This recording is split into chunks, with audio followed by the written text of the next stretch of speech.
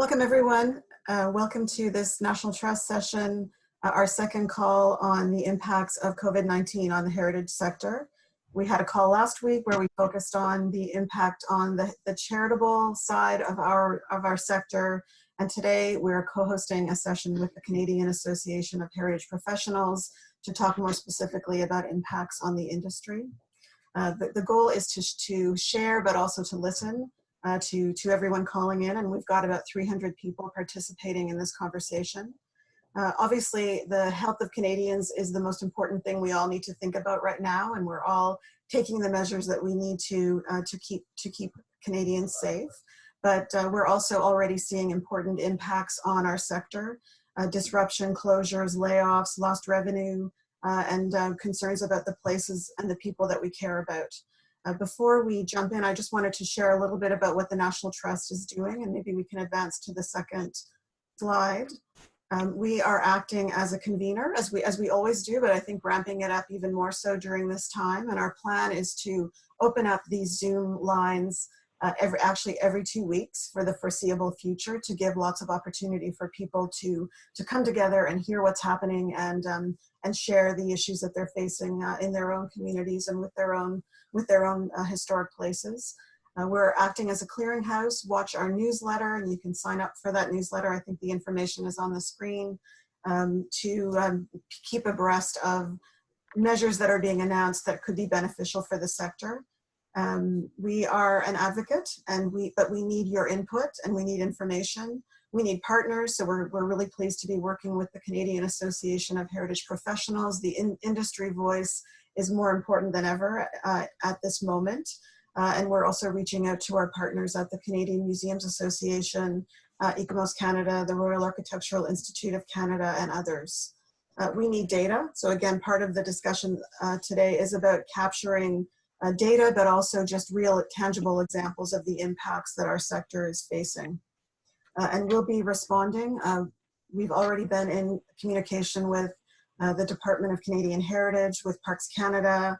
We need to reach out to infrastructure. There's a lot of potential impacts that our sector needs to communicate to governments at all levels, not just federally. Our interest is in talking about immediate needs, so that the issues happening right now for the sector, but we also need to lay the groundwork now and be prepared for longer term impacts and the actions that we need to take. I will just say a few words about the call we had last week. The focus for last week's call was about the impact on the charitable side of the historic places sector. So we heard about the concerns about summer closures of sites, impacts on seasonal workers and volunteers, concerns about fundraising and what it means for organizations and sites that generate a lot of revenue through donations in this challenging time, but also loss of revenue because of the canceling of events and of the opening of their sites. We heard about concerns about grant deadlines and the need for flexibility, so that's one of the positions we'll be advocating.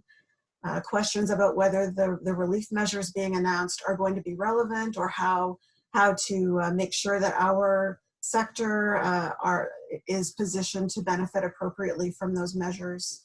We also heard about the fact that there is likely to be substantial stimulus funding flowing, and we need to be very fast off the mark in identifying projects that could be shovel ready and that could benefit from the funding. So those are some of the kinds of topics that we heard last week. Stay tuned, watch for our newsletter later this week and next Thursday, where we will share back what we're hearing and also share our actions and plans from an advocacy perspective. A bit about today's format, and if anyone's having trouble getting in or seeing the screens, feel free to send an email to info@nationaltrustcanada.ca. Our format today will be really flexible and organic. I think 10 panelists on the screen.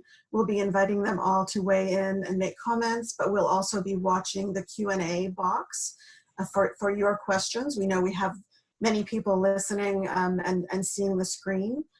So use that Q&A box. We're trying to focus all of the comments and questions there to make it easier for us to stay on top of what's coming in.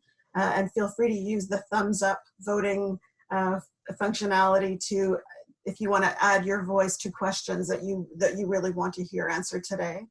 We may take some questions offline and we'll be responding to them in due course. If you're calling in and aren't looking at a screen and seeing our faces, we will try and remember you and read out to you what we're showing on the screen.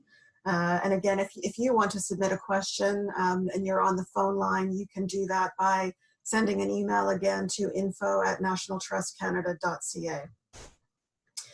We will wrap up at 1:15 Eastern within an hour.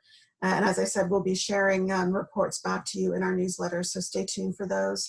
You'll also receive a recording of the full session, as well as all of the questions that came in through the chat function. So you'll be getting that. I believe that goes out tomorrow. I'd now like to turn it over to our partner, Dima Cook, the president of the Canadian Association of Heritage Professionals, to introduce our panelists and make a few opening remarks. Dima.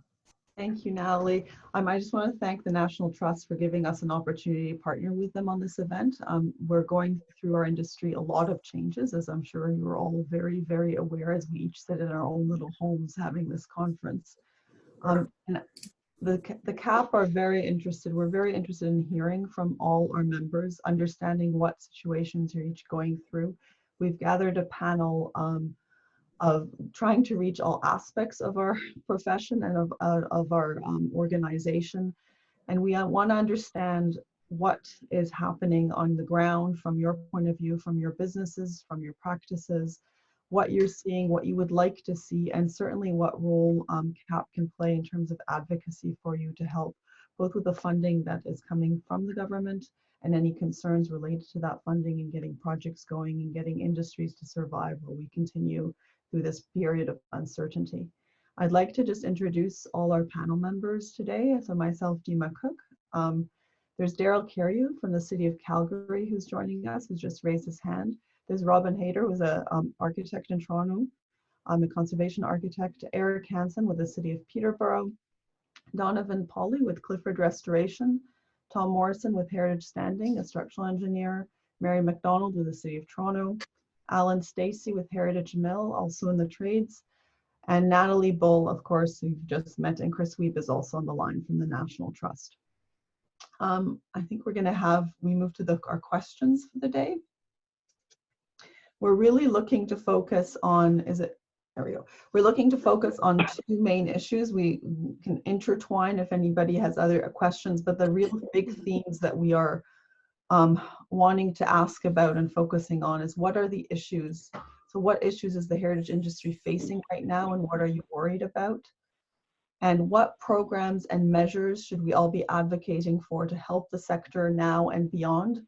Questions are welcome in French and in English, and we will try to do our best to answer both. I don't know who wants, I'm going to open it to our panel to actually see who would like to tackle one of those questions at the moment in terms of what issues our heritage industry is facing right now and what are you worried about, either from the city's point of view. We have city architects, engineers, trades, and municipal people here. So I'm looking forward to hearing some initial thoughts and concerns.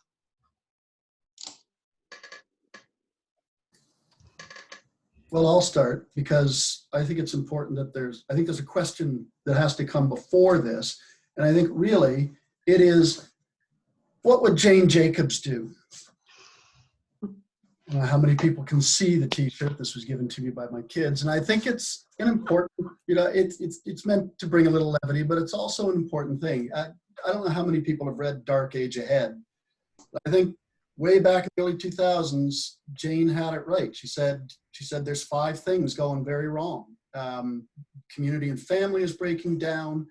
We are expecting that education, education, I think, honestly, there's been a generation of a failure on the part of education to teach critical thinking. We are relying on bad science. We have bad government. We are in a place of bad culture. There's a failure to understand the effects of our actions globally on the world around us. And I think we've sort of put climate change on hold. And it hasn't gone away just because the air is cleared and you can see the bottom of the canals in Venice. What's going to happen when the pandemic rolls away? Are we going to jump back into our cars, embracing cheap gas?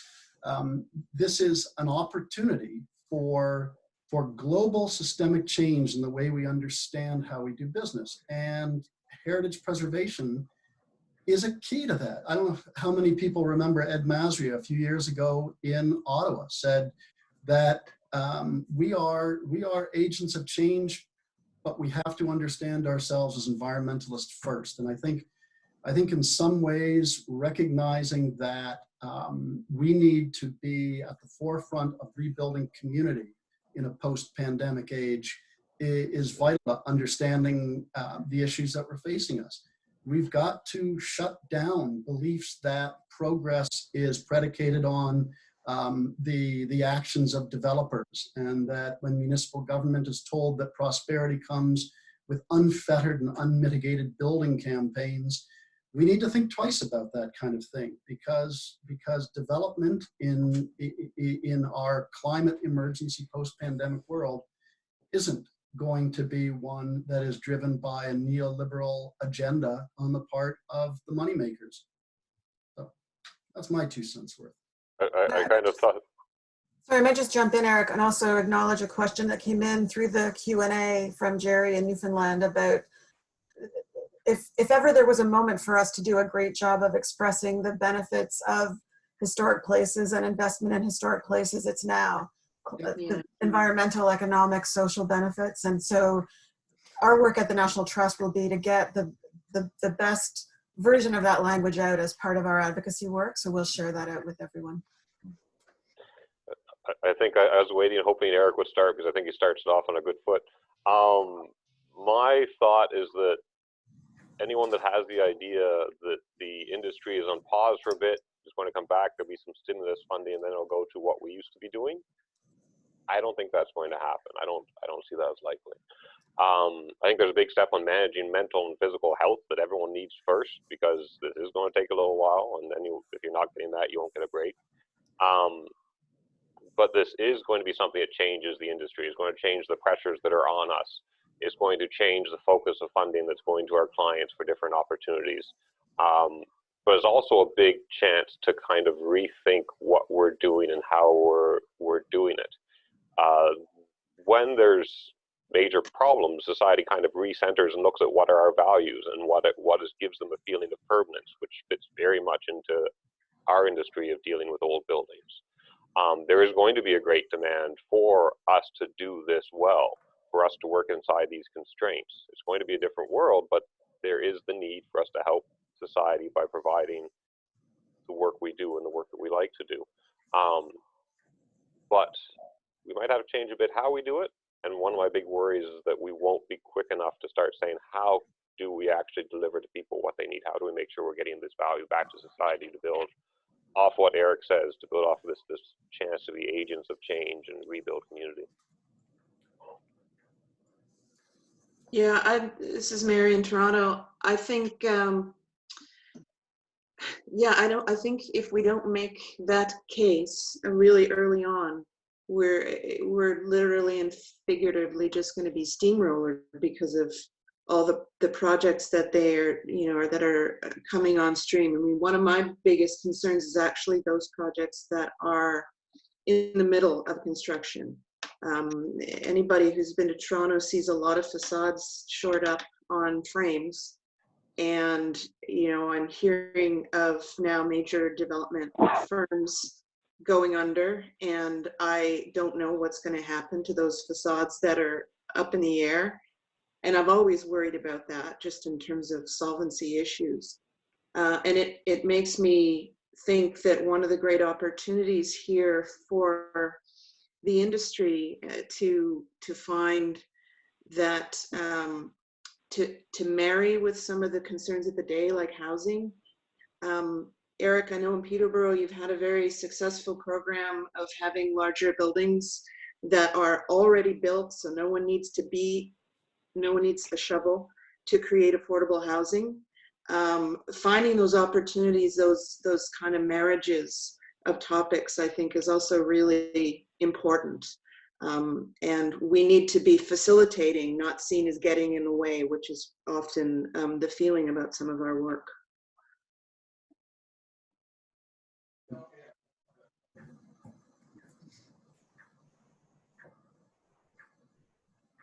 Muting myself because there's some oddly construction noise in the background. I think there's some very important themes that have been sort of highlighted here in terms of our role, and particularly in our role with respect to climate change, and seeing whether behavioral changes through society will last effectively. Will people work from home more, drive less, be more concerned about, the impacts on the environment, to be more conscious in their travel choices and travel plans, develop more remote work habits so that there are more video meetings and less in-person meetings. In terms of sort of the development of the projects from the heritage point of view, and how heritage can play a role as a fundamentally is helping create an identity for a community, so that part of that sustainability and that resilience is actually creating community valued and community sustainable structures. I'm wondering if any of you have concerns with sort of the slowdown that's happening in the industry, and what impacts it would have on sort of maintaining those heritage and those cultural supports for the community.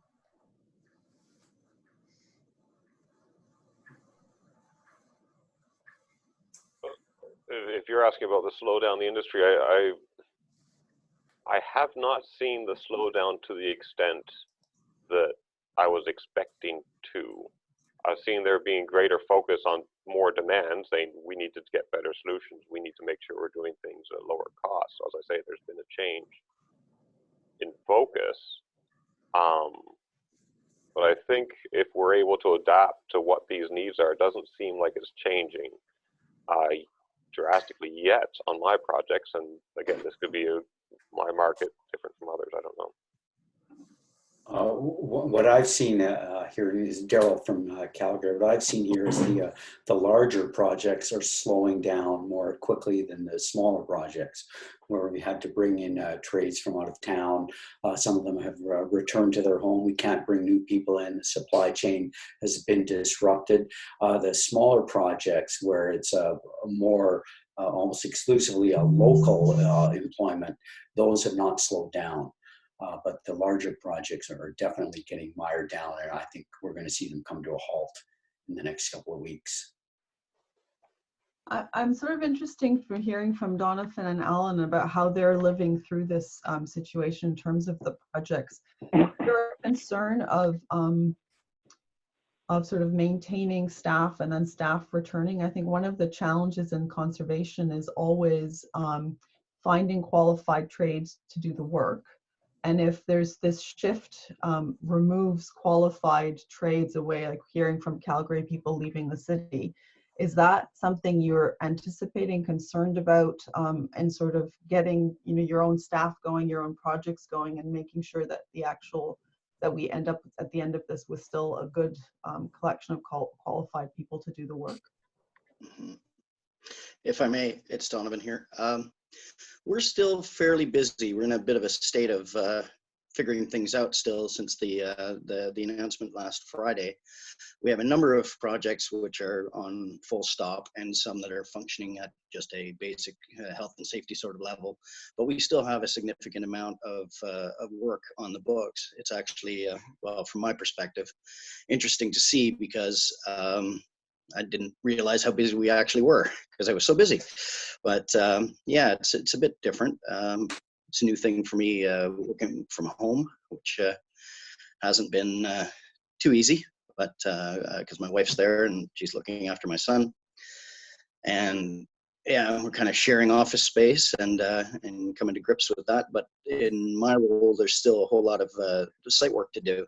And getting back to the question, where I think as a company, we're trying to retain the people that we can, and on the jobs that are still going, maybe there's going to be less pressure to to find the skills out there because of all the other jobs that are shut down. We can move people around. Now, I'm almost certainly there's going to be some layoffs. I'm not involved in any of those sort of business decisions in the company, but we typically, even when times get lean, there's a core staff of highly skilled tradespeople that we like to keep on, because if you let them go, you probably won't get them back. But it's it's uncharted territory at this point. We're still going, but at a reduced capacity, shall I say. Alan here. So I reiterate many of the things that Donovan said. We're finding right now there's no real problems on work, but we do always have a high demand for replication work, doors, windows, interior trim, staircases, etc. And that doesn't seem to be closed down by the government. Where we are seeing some issues, and we've already with a couple of sites, is the closure of ICI sites. And although it was ambiguously presented by Premier Ford, some or most residential projects in theory shouldn't be running either. So we're still reviewing that as we speak. Further on, the wage subsidy, which seems to be taking a long time to roll out, will be very important. We don't want to let anybody go. As Donovan said, you've trained these people up and you want to keep the good ones. I think if we do let them go, normally they don't come back. That may be different this time because of the circumstance, but I don't necessarily want to risk that. And I guess on a positive, out of every door that closes, another one opens. The advantage certainly for the heritage trades are higher unemployment. There may be a bigger pool of people to choose from. That's a very small recompense for everything that's happening right now. But that having 3% or less unemployment has been difficult to find good staff over the last couple of years. And that's pretty well my thoughts on it. And my view on it right now is I can actually see our problems more likely in 3 months down the road, unless things start picking up. And it certainly would help if we ever knew when things were going to reopen. And I can understand that isn't an easy answer for them, question for them to answer. But that's part of the trouble, is the unknowns. But right now, like I say, we're well holding our own. But like I say, whether that will stay is hard to say. Yeah, and if I may catch two questions I saw coming up, unless there's another comment there. I saw in the chat there Jane Ross making the point about the us needing to focus beyond just historic buildings, and also the needs and the roles and all the other ways what we do is important. And I think that's definitely true. Like she mentions the UK looking at the circular economy, and the same thing's going to happen here. People are going to be a little more nervous than they used to be about where they're getting products in from. They're going to want to know what their supply chains are. No one thought about that for a long time. And suddenly this industry that we work in, the best results favor skilled trades that are using more local manpower, fewer imported products, is going to have an advantage. So watching how that plays out is going to be interesting, because there's a bunch that's kind of up in the air, but I think that is to the benefit. The other quick note I had, I think is just kind of a question that other panelists might have more to put in, but there's one question put on saying, are development applications proceeding? What I'm seeing in the circles I work in, and again, this is in the far east of Canada, yes, they are still proceeding. Yes, many groups are still putting together their plans. Some are lining up to say, how do we take advantage of this? There are some of the bigger projects are the ones that are becoming hesitant because they're dependent on a lot of money that's invested in various stock markets and so forth. But a lot of the developments I see continue to proceed. We'll see how that plays out. I saw Daryl nodding to that. I'm sorry, I don't know who I interrupted. I don't have everybody on my screen, but I saw Daryl nodding to that. And I'm curious from Eric or Mary in terms of, because I think the point that now it's okay because we're living off projects that got started and approved and funded and got permits going months ago, but looking into 3 months, 4 months from now, how are the municipalities dealing with this in terms of planning for approvals and applications? As far as I know, our applications approvals are proceeding, but I have seen one issue come up, and that's how is public engagement going to happen in the future? I know at our council public hearings, they've managed to have some remote participation, but your community engagement is so important these days. That's a big question on how that might happen, certainly in the short term, to keep these applications going. Yeah, it's Eric Hansen here from Peterborough. Daryl, that's a very good point. We've gone online with our public information sessions, and to my mind, that's wholly inadequate. And I'm not speaking personally here, even though I'm an employee of the city, but I know, you know, we sort of have reached this point in the world. Look at us, we're on Zoom around the, across the nation. But I don't think that really speaks to the capacity of the average citizen to engage electronically in a meaningful way. There's a big difference between standing there face to face with a planner, looking at a big concept board, and being able to ask pointed questions that for which human interaction is so important. And you don't see it. I don't think it. I have a hard time pretending that it qualifies as meaningful consultation to post something on the city's website and hope that that people see it and can rationally digest what's there and understand what a proposal looks like. To Dima's point about 3 or 4 months down the line, my phone's still ringing, and notice of complete applications are rolling in all the time. Site plan approvals are expected to continue, and we've seen, unfortunately, 3 heritage buildings in the last few months come down. Sadly, for new development that is rolling ahead.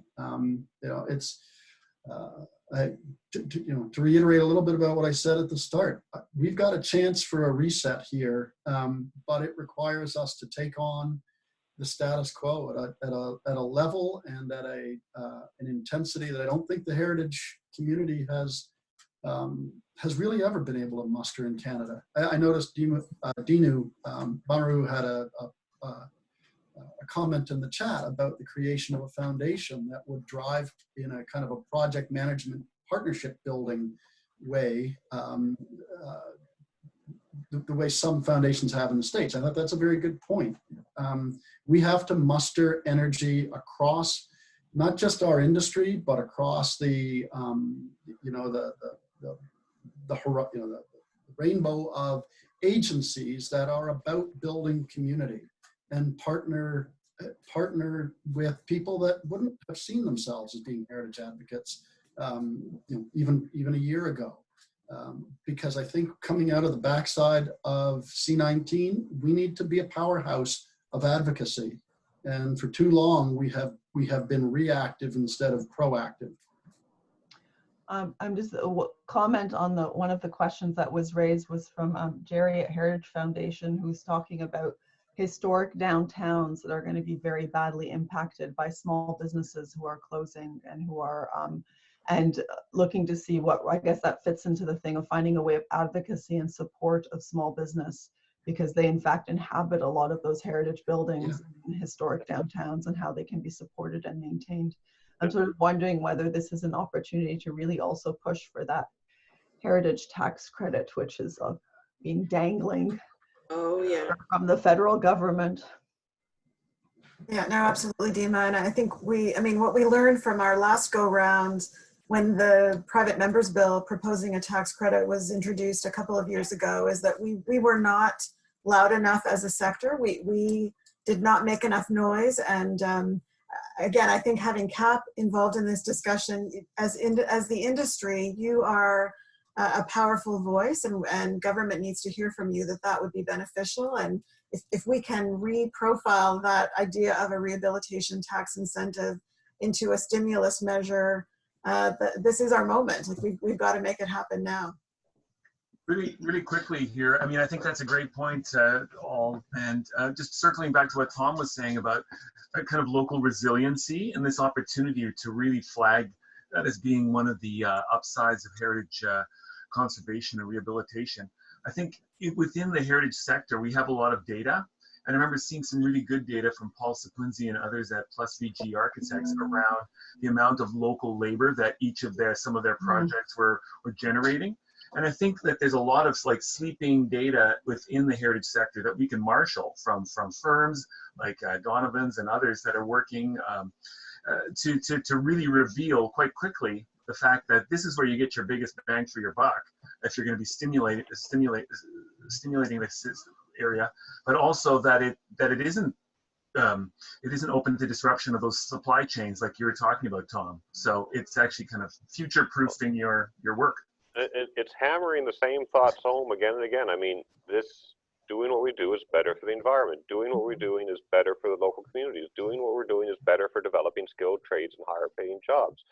Working to save the kind of historic or the old buildings in your downtown. They've done studies and they find those cities and towns do better in economic downturns, right? Like all these things keep on being demonstrated, but the majority of people don't realize that, and that background's not there. And Heather McLean had a similar question that was there in the box, just saying, you know, all these incompatible developments in heritage areas just to make jobs and bring taxes are a bit of an issue. We had one across from my office building come up a few months ago, and the city basically said, oh, well, there's only one group that really formally complained, which was actually part of my family since we own some properties in downtown. And they're like, because you're the only group that complained, we decided that it wasn't significant. But if you talk to the heritage groups, everyone just was feeling beat down because it's so hard to make, to get forward. So sometimes it's just a matter of constantly being ready to say, hey, here's what we should consider. Hey, here's why this is a great idea. Hey, let's do this. And the opportunity coming through and out of COVID-19 is that people are more willing to think about an alternative approach and more open to another way to doing things than they will have been before. But we need to be there to keep saying it. I'm sorry, I have a comment following up on what Chris said, and then a question for the panel. One of my colleagues, and by the way, it's Daryl from the city of Calgary, Alan Partridge with Next Architecture made the point that while we're all anticipating some capital infusion coming, and we have to make sure that it's not all the $200 million ring road projects that get approved. The smaller projects, you can get shovels in the ground much more quickly. You can get shovels, you can get people back to work much more quickly. So I think we need to be ready with some smaller heritage projects and getting that message across that we can put people back to work more quickly and we can help revitalize the local economy more quickly. My question for the panel is the issue of procurement.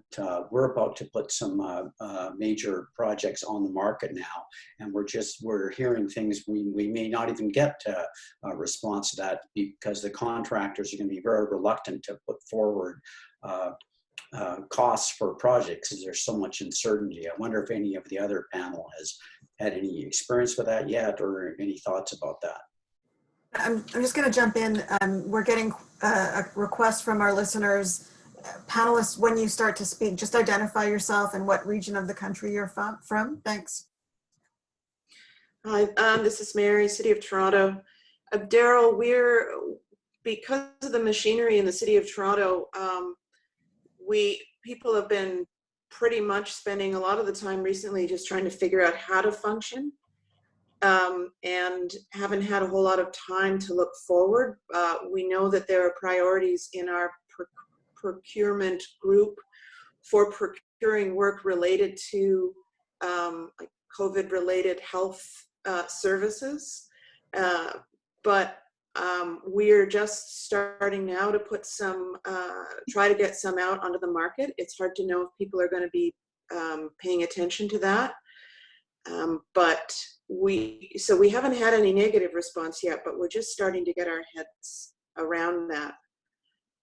One thing I wanted to add to the previous conversation as well was that we really, if we ever needed it before, and we always needed it, having a national strategy is so fundamental here because we're all talking about messaging and doing messaging on an individual level is just not going to be effective. So we have to get out of the position of saying, this is a good thing to do to saying, this is how it can further the goals, and try to anticipate what some of the new resistances will be as well. I was looking on the Q&A, and Liz Driver mentioned concerns about people not wanting to go into small spaces. What about new technologies, door technologies? How is this on a micro level going to affect how people perceive older places? And they may not just be places of comfort. They may become places that don't feel very safe. So it's just an example of this, the smaller ways, but important ways that we're going to have to face this as an industry.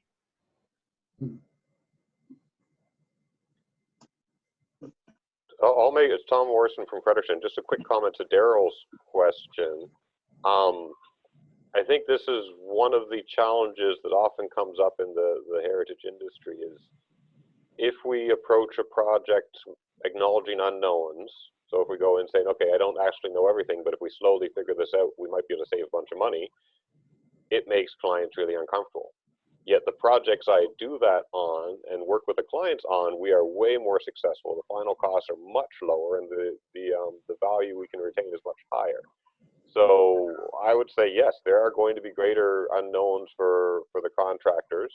It's going to be hard to get materials. They might have to collaborate with the whole team. It's going to need an integrated approach to change what you're using, adapt with the technologies, adapt with the skilled tradespeople. And some people can't make that adjustment, and some people will be able to. Yeah, Daryl from the City of Calgary. Is just a very small thing, but one of the very small projects I'm working on, the consultant, we need some LED lights to light a barrier-free ramp. We're not speccing lights that come from China. We're speccing lights that come from Canada. So I think this emphasis on the local economy is going to cut across the whole sector here. And I think we've seen that with the PPE supply chain. I think that's a lesson that has been driven home to everyone, but I think we'll see that across sectors. I hope we'll see it across sectors. Maybe just jumping in to respond to a question from Laura in Vancouver about the need to work in a sort of horizontal, cross-sectorally way. I think, the fact that we've had to divide our first conversation into the charitable sector and the for-profit industry and heritage, and that our conversation is touching on culture and social cohesion and the training of trades and the availability of trade skills. We need to be working with infrastructure and with heritage and with Parks Canada and environment. All of those things are relevant for us as we shape our response to this situation. So I think we've always known that, but even more so, we're working more closely with the Canadian Museums Association and others to make sure that what we're asking for covers all of the bases. One of the questions that sort of Daryl is also sort of relating to in terms of the cost of work that's forthcoming and whether people are going to bid on them. And I'm wondering whether that's going to come in as a factor in the mobility of the workforce, because it's not just materials, it's people who have to travel to do projects. I know in our firm we do a lot of work up north, and everybody has to travel to get there. There's no local workforce at all. And I'm wondering how, whether in different municipalities where there's less, there are less local trades that are skilled or less local materials, how the impact of this will start actually impacting projects, impacting the cost of those projects, and also impacting the timelines of some of those projects. Daryl from Calgary, I just want to comment. The historic building program we have here, which is a program to manage city-owned historic resources on a programmatic basis. One of the mandate was to build some local bench strength in heritage conservation, both at the consultant level and as the contractor level. And we've seen some real success stories in there. We've got local contractors now who have grown tremendously in the past few years. And I think this situation is just going to reinforce that. And I think every municipality should be doing that wherever they can. And you mentioned remotely working. I think too, one of the benefits is we've seen how remote working can work. We still have to bring in consultant expertise from out of town. Maybe we can do that more efficiently in the future by what we've learned from how to work remotely. The other aspect is relearning what we knew, right? I mean, we're looking again at how we used to build in different regions before we could import all of our steel from China. Or things like that. And there's a degree to that. Does it solve all problems? No. But some of that information may start to apply as we localize what we do. There's a number of questions in the Q&A box about where things are at, about Felicity from Coburg, Felicity Pope, talking about the Heritage Advisory Committee being suspended. And somebody else was saying from Alberta that all kind of development permits and those kind of processes have been pulled, I guess at this point, or frozen until the fall. What is the status? I guess, are things continuing as usual in terms of those kind of development, kind of permit, kind of application processing? And is that are we going to be seeing demolitions and other things? I think a number of other commentators brought that up in the Q&A box. I don't know whether Mary or Eric or some others more on the ground with that would have something to add. This is Mary in Toronto. Our Heritage staff are currently all working remotely, and our planning division is trying to work remotely as possible. We haven't been taking on new applications. We've been focusing on trying to move things forward that actually could start to bear fruit soon. So that would be both on the planning side and also on the heritage permit side. We're feeling some flexibility because of the suspension of time limits for appeals and objections and those things under the Heritage Act. So we can kind of take advantage of that and extended time periods. So we are doing our best to keep moving things forward and toward what Natalie was saying, sort of getting prepared so projects can actually be up and running once everything is going. But it's pretty piecemeal. We're doing what we can, and I certainly would encourage anybody who's working on heritage projects in the City of Toronto there's my cat, to contact me. And if you're having trouble getting your project moving along, we can help. Daryl in Calgary, I'm not aware of DPs being frozen in Alberta. I know that our application counter at City Hall is still open. They have all the COVID-19 protocols in place. I've just had some back and forth on an active application just this morning. Also, what I've read on our city website, we've made it easier to keep development permits, building permits alive that are about to expire. You can extend them longer now. So again, it might be like what Mary said, kind of a piecemeal, but I believe things are still moving ahead. It's Eric in Peterborough. Chris's, the other part of Chris's question was about things like the Municipal Heritage Committee. Ours has been suspended indefinitely. And they would be reviewing 2 to 3 applications a month. Honestly, all I can tell people is that we are in a holding pattern when it comes to their approvals. There's been, to my knowledge, there's been no discussion about trying to activate those committees remotely the way we have our city council, which now meets virtually each Monday. But unfortunately, it's a small municipality. We don't have a lot of traffic going through the MHC. A lot of delegated authority, issues get dealt with by our office, but there will certainly be a backlog whenever this maelstrom passes, and things will be backlogged for a while. But to my earlier point, that's not stopping the inquiries and the alteration applications that we're getting for our district. All of those things are still rolling in with the expectation that while we may not be operating efficiently, we are still operating, and that there will be answers and resolutions to issues. So, the other part of this is, 2 years from now, we're going to look back on this and it will be in the past. And I have a feeling things like supply chains and workforces are going to rebound relatively quickly. We haven't lost capacity. We've lost ability. And those are two different things. We aren't able to move goods and services right now, but that doesn't mean we don't still have capacity to do it when we are again able. The other thing is Canada is in a sound, financially stable condition going into this. My worry is, though, that there is going to be a loss of skilled trades. Because the other part of this is schools are shut. I do some work with Fleming College, and I know that we are in danger of those kids losing their term, and the kids coming out of the skilled trades programs. If that process is retarded by a term, we've lost thousands of young skilled kids finishing their apprenticeships or entering their apprenticeships that aren't going to be available as we try to roll back into full production. So I think there are concerns.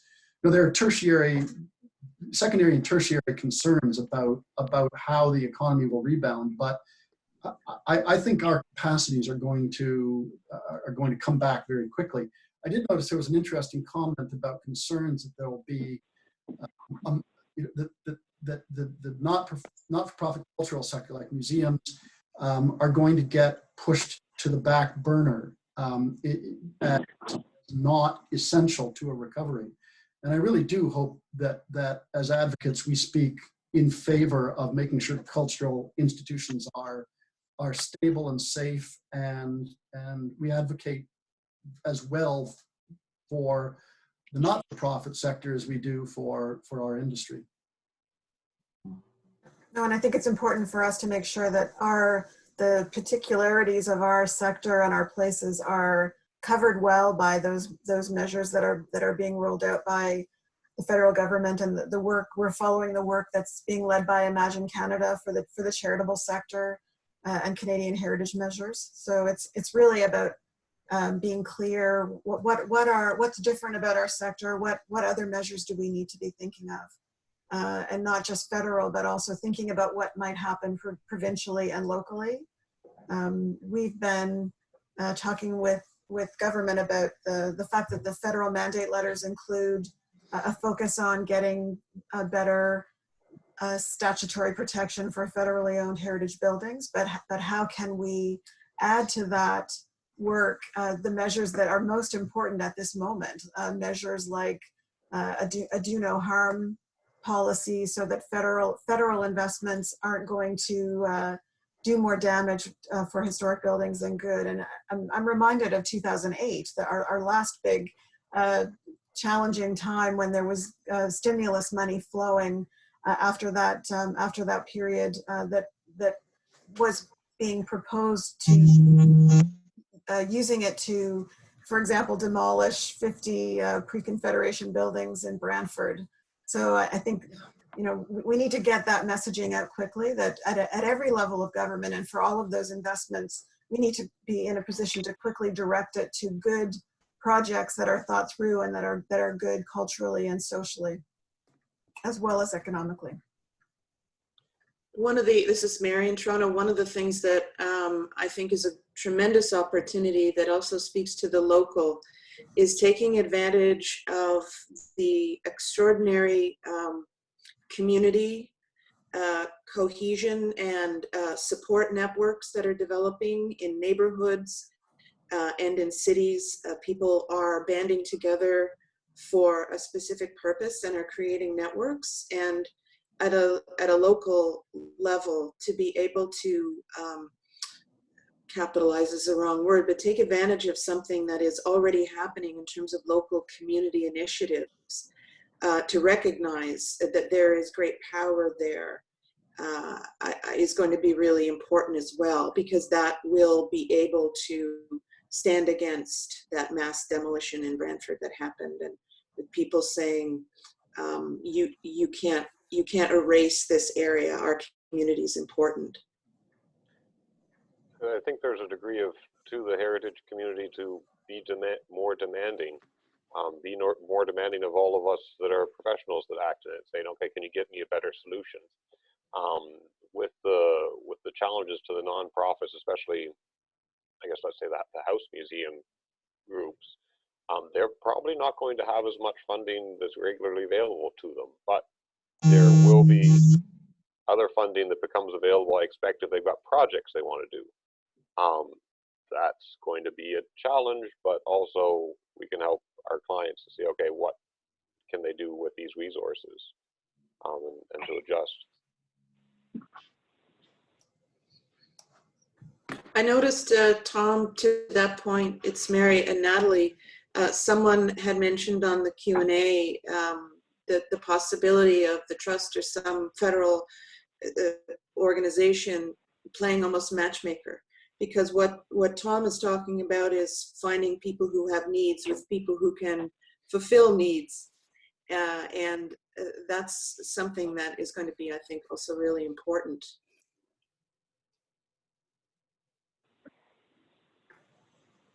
Yeah, no, we're sorry, go ahead. Alan here. So the other thing that's going to probably expedite as well is the downward spiral of churches. No one's obviously can go to church right now, so nobody's putting into the plate. They may be doing that, by email or whatever. But again, a lot of people have lost their jobs, so the church problem is just going to be exasperated. And then on a separate note, if we try to think what the priorities for the government will be, and this is my take on this, and I'd like to see what other people think. I'd have thought that the biggest issues they'll have is affordable housing, which was already a problem before this happened, but now it's definitely exaggerated.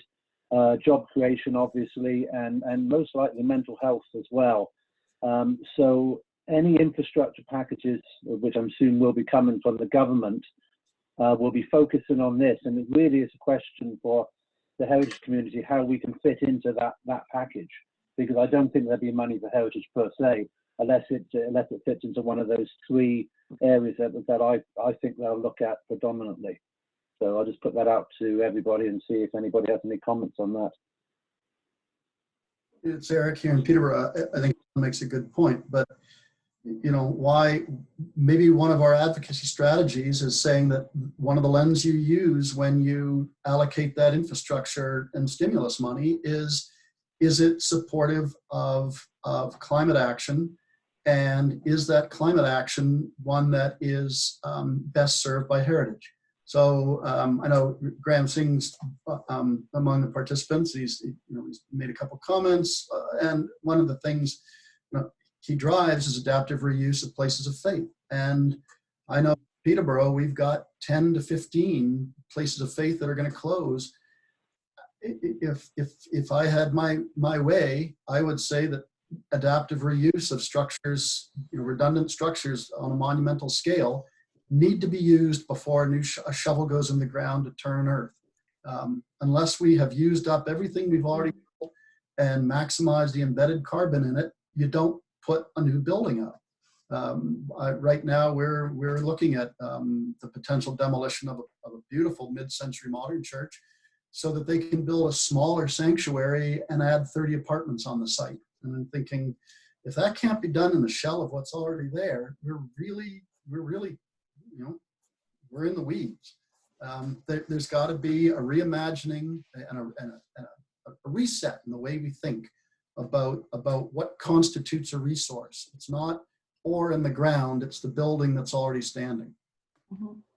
And also, Eric, taking advantage of the time saved in having a structure that's already there. It's not that it's without complexity, but you can get moving a lot faster if you don't have all that excavating to do.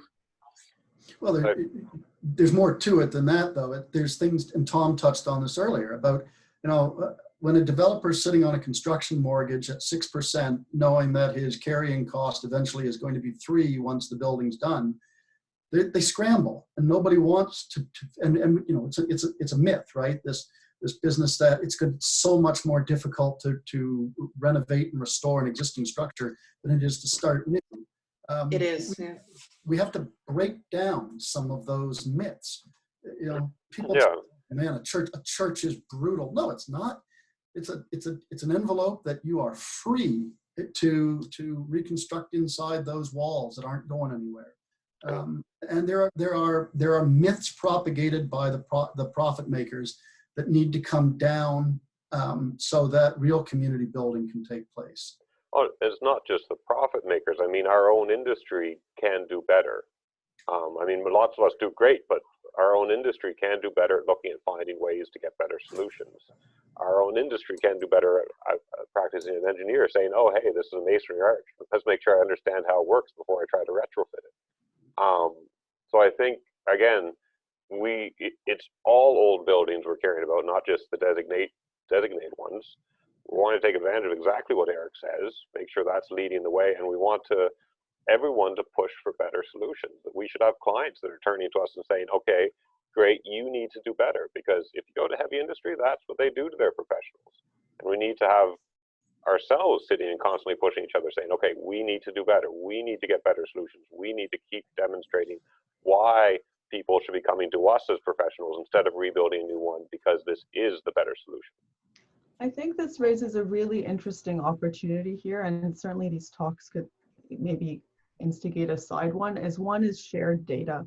I think one of the real challenges we have as conservation people is actually putting numbers to saying what heritage buildings do in terms of embodied carbon, in terms of diverting from waste, in terms of having more trades work on sites and more specialized trades, therefore having the projects be better for the economy. There's data bits and pieces here and there, but there's there's an opportunity, I feel, to make a whole holistic argument that looks at the economic impact, the environmental impact, the community benefits, the cultural benefits, the social, I feel like this is almost an opportunity to say, what can we do to get all our expertises from all our different areas and put it together to actually have some solid data. Because one of the real challenges I think there is to get a cohesive data set that one can actually present and argue solidly on these matters. Because I think what we're saying is all absolutely true, and we know it from little bits and pieces. It's the little bits and pieces that now need to be put together. And I think there's an opportunity, certainly with the trust, of doing so. And I think that the number of other organizations, like I know APT, are looking at that as well. But I'm wondering in this time to take this opportunity to tie economic benefit, climate change, and community together, and really take this as an outcome of part of this these upheavals. Yep. Absolutely. So go ahead, Natalie. Well, it's a good segue, I think, to starting to wrap up. We're heading to the end of our hour, but I guess my challenge to all of you and everyone on the line, we need those great examples of how historic places can be part of an economic recovery, both for tourism and for construction in our communities. But we can't just keep saying this to each other. We've got to get this message out. So I'm challenging myself to get an op-ed written and submitted to newspapers before the end of the week. We should all be writing about great projects and great examples and paving the way for good decisions to be made when the stimulus packages are designed. We all need to be talking to Liberal MPs, to cabinet ministers, anyone who has that kind of access. We need to work together to really influence what's going to be happening. So we can't just, we know we've got a lot to offer society in what's coming at us. So let's be strategic and work together and reach those decision makers and figure out together how to influence the recovery phase from this pandemic. So any last, we've got a couple of minutes if there are any other closing comments. While you're thinking of them, I will just say that we are, as I said, planning to open the line every 2 weeks on Tuesday at this time. Everyone hearing this will get an email confirming those details, and we'll make sure that you have an opportunity to sign up for our newsletters to stay informed. We are also, je devrais dire qu'on propose de faire des appels aussi en français. We didn't do a very good job today of trying to run things in both languages, but we will certainly do that better in future, and you'll hear about those opportunities. So a closing remark from anyone? What? I'd like to thank everybody for participating, and I think it's been really valuable. I found it to be a very fruitful conversation, and certainly I've been reading through all the comments on the chat and on the open questions, and I look forward to getting a printed copy so I can spend more time reading them. Thank you. Great. I just want to say thanks to the National Trust for putting this together. Great. Well, thanks to all of you. It's an important moment for us to come together, and we're pleased to create those opportunities. So keep your messages coming in, and we'll be in touch over the coming days and weeks. Thanks very much, everyone. Thanks, Okay, Natalie, thank you. Chris, and Dima. Thank you. Thank you. Take care, everyone. Bye-bye.